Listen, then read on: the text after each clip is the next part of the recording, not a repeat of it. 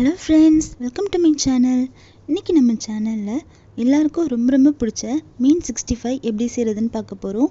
அதுக்கு முன்னாடி நம்ம சேனலை இன்னும் நீங்கள் சப்ஸ்கிரைப் பண்ணலைன்னா மறக்காமல் சப்ஸ்கிரைப் பண்ணிவிடுங்க. பக்கத்தில் உள்ள பெல் ஐக்கானையும் மறக்காமல் கிளிக் பண்ணிவிடுங்க.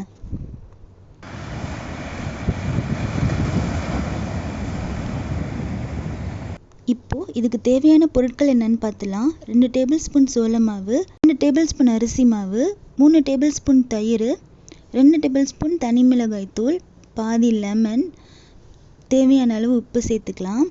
இப்போது இதில் அரிசி மாவு, சோள மாவு, அப்புறம் தனி மிளகாய் தூள் சேர்த்துருக்கோம். இப்போது கெட்டியான தயிர் சேர்த்துக்கலாம்.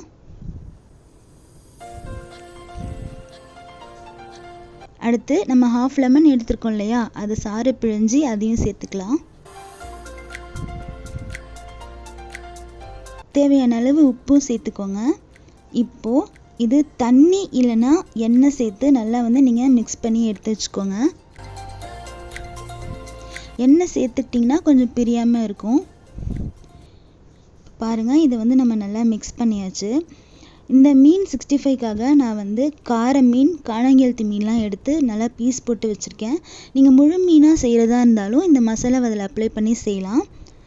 இப்போது க்ளீன் பண்ணி வச்சுருக்கோம் இல்லையா, இந்த மீனை மிக்ஸ் பண்ணி வச்சுருக்கிற மசாலாவில் நம்ம சேர்த்துக்கலாம்.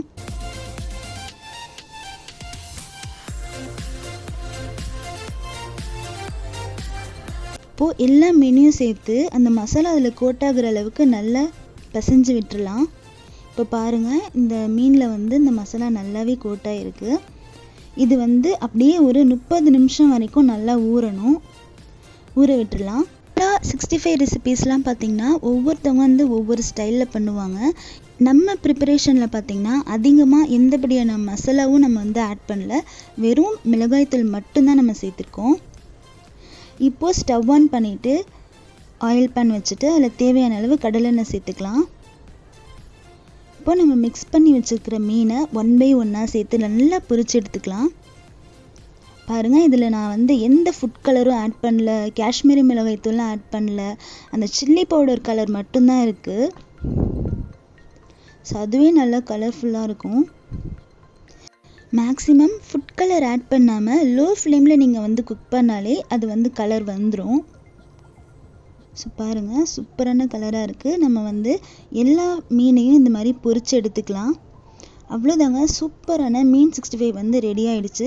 இதை சாப்பிட்றதுக்கும் புளிப்பாக காரசாரமாக செம்ம டேஸ்ட்டாக இருக்கும்.